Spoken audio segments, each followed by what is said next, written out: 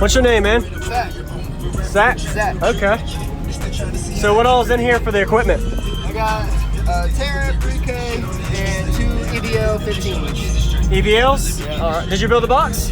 Nah, it's my buddy's own box he had on his line. Okay. He just gave it to me because it was nice. already built for these subs, basically. Listen, do you know what it's tuned to? It peaks at 26 hertz. 26 hertz. Yeah. All right. And I see how you got it kind of built to the little platform for it in the back. So that's a good idea. So it doesn't move. Yeah, we took all the seats out in the back. Yeah, man. You took a lot of this out. It was flexing.